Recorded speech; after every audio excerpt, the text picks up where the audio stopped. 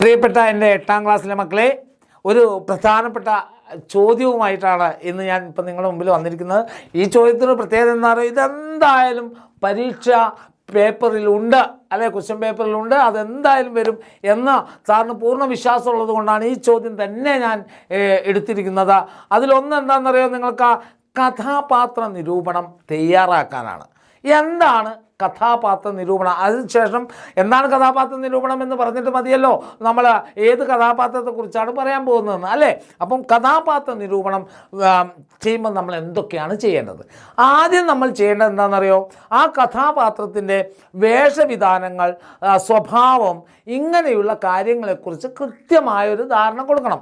ആദ്യം ഇൻട്രൊഡക്ഷനാണ്. എന്താണ് ഇൻട്രൊഡക്ഷൻ കൊടുക്കുക? എഴുത്തുകാരനെക്കുറിച്ച് ഇൻട്രൊഡക്ഷൻ. അതിനു മുമ്പ് ഏതാണോ കഥാപാത്രം, ആ കഥാപാത്രത്തിൻ്റെ പേര് തന്നെ തലക്കെട്ടായിട്ട് എഴുതാം. എന്നിട്ട് എഴുത്തുകാരനെക്കുറിച്ചും കഥാപാത്രത്തിൻ്റെ വേഷവിധാനങ്ങളെക്കുറിച്ച് പറയുക. കഥാപാത്രത്തിന് കഥയിലുള്ള പ്രാധാന്യത്തെക്കുറിച്ച് എഴുതുക. ആ കഥാപാത്രത്തിന് മറ്റേതെങ്കിലും കഥാപാത്രമായി എന്തെങ്കിലും ബന്ധമുണ്ടോ, ആ ബന്ധത്തെക്കുറിച്ച് എഴുതുക. ആ കഥാപാത്രത്തിന് ഏതെങ്കിലും വിധത്തിൽ മാനസികമായ സംഘർഷങ്ങളുണ്ടോ, അങ്ങനെയെങ്കിൽ ആ സംഘർഷങ്ങളെക്കുറിച്ച് എഴുതുക. ഇങ്ങനെ കഥാപാത്രത്തിന് കഥയിലുള്ള ഒരുപാട് പ്രാധാന്യമുണ്ടെങ്കിൽ ആ പ്രാധാന്യം മുഴുവൻ ഉൾക്കൊണ്ടുകൊണ്ട് വേണം നമ്മൾ കഥാപാത്ര നിരൂപണം ചെയ്യാൻ. ഇനിയാണ് മക്കളെ ഞാൻ പറഞ്ഞ വെരി ഇമ്പോർട്ടൻറ്റ് ക്വസ്റ്റ്യൻ പേപ്പറിലുണ്ട് എന്ന് പറഞ്ഞ ചോദ്യം, ആശാൻ എന്ന് പറയുന്ന കഥാപാത്രത്തെ നിരൂപണം ചെയ്യുക. ഇത് ഒരു 100% തന്നെ നമുക്ക് പറയാം നിങ്ങളുടെ ചോദ്യപേപ്പറിലുള്ള ഒരു ചോദ്യമായിരിക്കും അത്. അങ്ങനെയെങ്കിൽ എങ്ങനെയാണ് നമുക്ക് ആശാൻ എന്ന കഥാപാത്രത്തെ എഴുതുവാൻ സാധിക്കുക?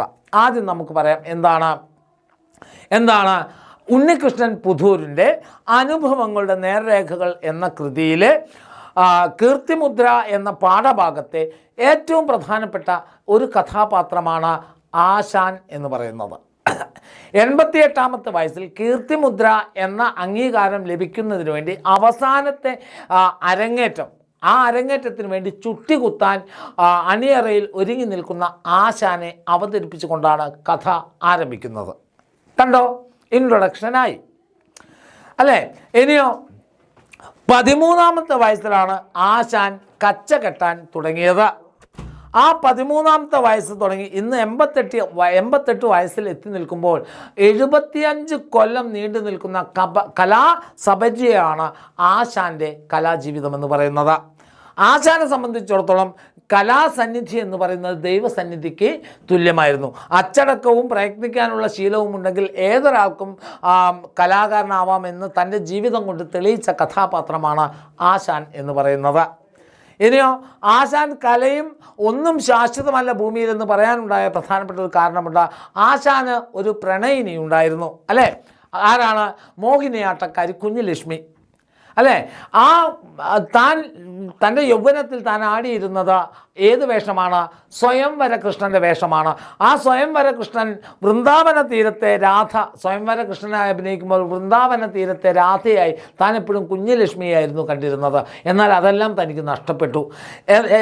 ആശാന് യൗവനം തീർന്നപ്പോഴാണോ അറിയില്ല, ആശാന് നായകനിൽ നിന്നും വില്ലൻ കഥാപാത്രമായിരുന്നു കിട്ടിയത്. യവനൻ എന്ന കഥാപാത്രമാണ് അദ്ദേഹത്തിന് കിട്ടിയിരുന്നത്. യവനൻ എന്ന കഥാപാത്രം കിട്ടിയപ്പോഴും മികവുറ്റ കഥാപാത്രമാക്കാൻ, ആ കഥാപാത്രത്തെ മികവുറ്റ വേഷമാക്കാൻ ആശാന് കഴിഞ്ഞു എന്നത് വളരെ പ്രധാനപ്പെട്ട ഒരു കാര്യമാണ്. ആശാൻ അങ്ങനെ യവനനായി കൃഷ്ണനോട് യുദ്ധം ചെയ്യാൻ നിൽക്കുന്ന ആ ഒരു വേഷത്തിന് വേണ്ടിയാണ് അദ്ദേഹം അണിയറയിൽ ഇപ്പോൾ ഒരുങ്ങി നിൽക്കുന്നത്.